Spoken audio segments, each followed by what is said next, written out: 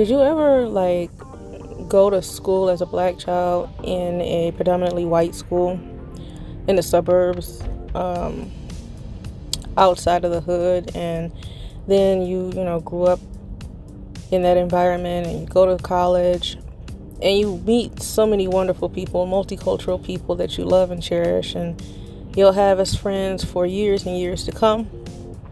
And you worked hard and played hard and did everything that you were supposed to do, turned in all your assignments, crammed all night, had the dormitory experience, college experience, things like that. Finally graduated, and then you got your degree, decided to go home, but you feel like something is missing. You don't have any black friends. And then you feel like, well, God, I don't have anybody really I can relate to that looks like me, even though I love my friends. But then you get into the workplace after you graduate and you look at all the other people that look like you and you realize how vastly different you are than they are. Because you grew up, in the suburbs, so there you have a more polished, more standard way of speaking, rather than the AAVE that's prominently or predominantly spoken in the hood. You notice the attitudes are different. A lot of people in the workplace, depending on where it is, medical or corporate or wherever, and you realize you just can't relate to anybody. Not the super, super bougie or the super, super ghetto. People who are college educated like yourself or people who are not college educated. You just have a difficult time relating to people in general because they're just so vastly different. Like at work, they seem on the surface to be like really nice people, really relatable. They seem like you would be really compatible, like you hit it off with them. But really, when they leave work, they're no different than they were when they're at work. It seems like they behave as though they are still at work in an image-conscious manner, where they behave like they're in front of an audience. And every time you see them, they're always like really well put together, like they're in front of an audience, like they're being judged, or they know they're being judged in the back of their mind all the time. And they never allow their apartments or their homes to get dirty. They're always keeping their homes squeaky clean. And it's like, dude, do you ever just have like a disorganized mess? Maybe, I mean, there's nothing wrong with squeaky clean. I'm not saying be nasty and trifling, but do you ever just be authentic and just raw and uncensored yourself? Like, everything does not have to be ultra expensive, have labels on them all the time. Everything doesn't have to be super like well put together at all times, 24/7. Like, you can wear jeans and a t-shirt, or some leggings and a t-shirt, or a hoodie. It's okay to show your true authentic self, because if you're like taking that kind of shit home with you, it's gotta be like really draining. If you feel like you can't show your true authentic self to people, and you always have to like hide behind material things and labels all the time, and to the point where your home environment is not even comfortable, where you're just like gotta have everything put together 24/7 and you have to be put together all the time, that sounds like a self-esteem or a self-image issue that you need to seek the help of a professional therapist to get that addressed, because that's just not freaking normal. It's got to be extremely draining to live like that. And you really need professional help to figure out why are you like that, and why, and like what is it that's stopping you from being able to show the world who you really are. And like, oh my God, don't ever go to like an event that a bougie person or an image conscious person throws or whatever. Don't ever have like a formal event or something at their house. Oh my God. Just know everything is going to be like labels all over it. Everything is going to be designer. Like even the flowers, like they're not going to want you to touch the flowers. Don't sniff them. Don't look at them too hard. They're gonna be like, "Oh my God, I imported and had them handpicked and imported from Italy. Yes, the vase is Chanel. The spring water they're sitting in has been imported, and I don't want your big face and your hot breath blown all over my flowers. So don't touch them, don't sniff them, just look at them from afar. And you better not even think about spilling any wine on my designer, silk, tablecloth, because I have a whole like nest of silkworms like in my basement, and it took me 6 years to spin the silk into some thread and put this damn tablecloth together. So you better not dare spill anything on my tablecloth, because I will embarrass your ass in front of the entire like friend group.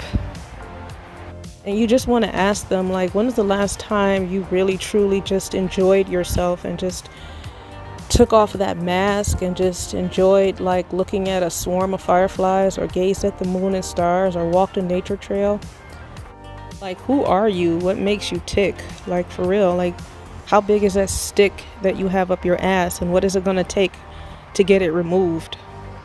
Like, who is the authentic you? Who are you? What makes you truly, truly happy?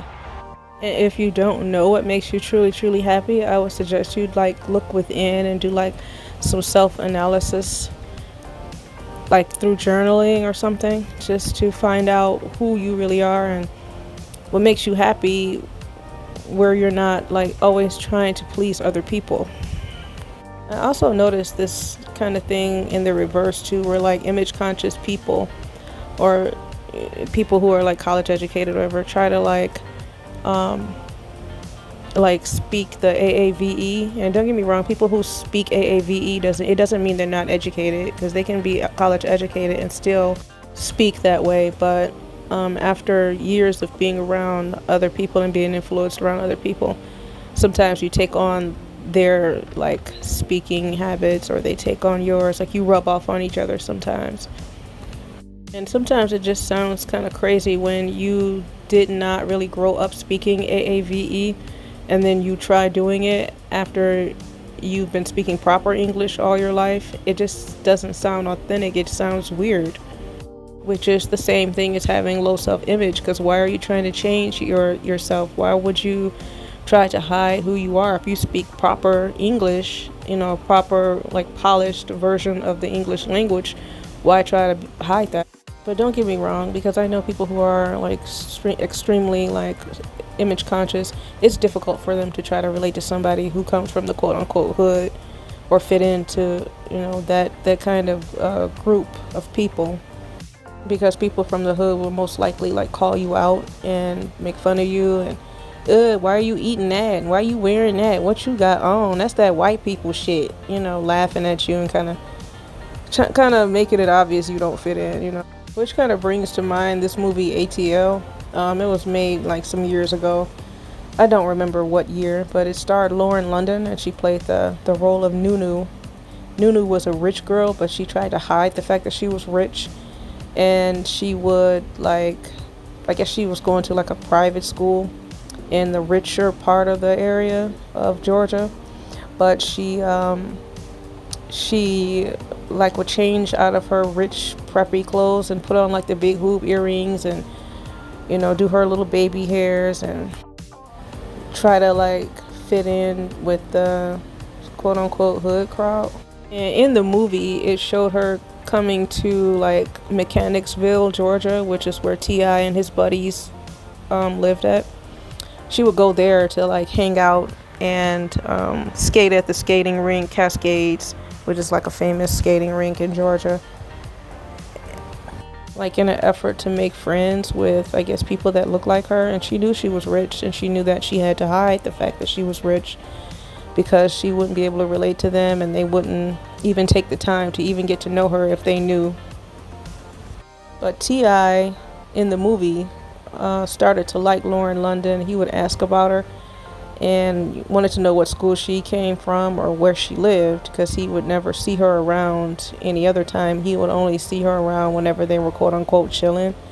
So he was wondering where she came from and who she was, or did anybody in the area know her or know any information about her, because he liked her. And they eventually started to date each other because she liked T.I. right back. But the thing is that her T.I.'s friend, Esquire, bonded with her father. unbeknownst to her. And the father agreed to like, well, let me back up, because the father, he went to like a country club where Esquire worked as like a busboy or something, or a golf caddy or whatever he did. He worked for the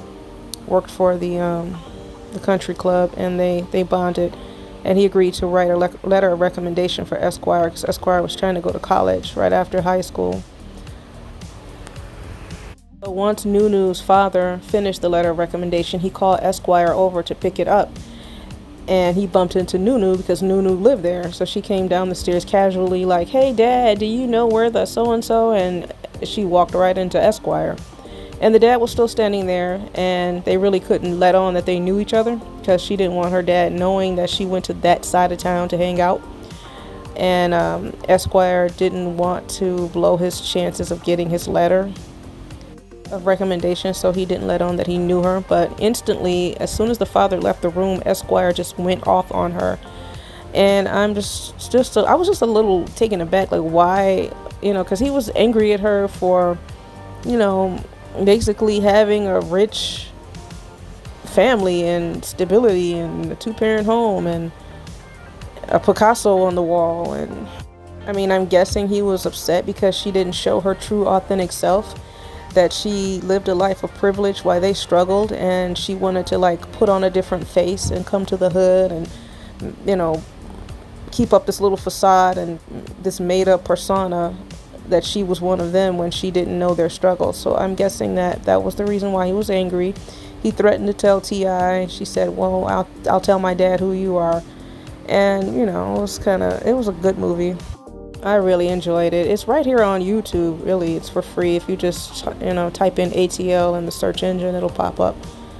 And whenever you get the chance, it's not violent or anything. It's a lot of humor in it. It's like a nice coming of age high schooler kind of movie.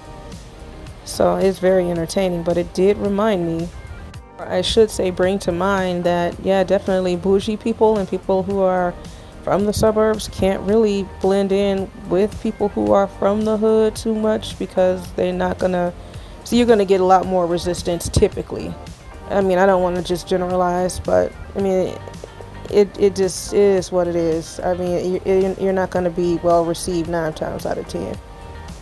Your upbringing and your privilege and your money is definitely going to be a problem, for sure, because it's just not that well received. A lot of times, black folks in general kind of don't want to accept any other narrative but the struggle narrative. And if you haven't struggled or got chased by dogs on the way to school, or gotten beat up, or gotten into fights, or did any of the things that people talk about in the hood, or have the same experiences, unfortunately, it's not well received and it's not appreciated. The diversity of human beings in the black community, unfortunately, is not well received or appreciated.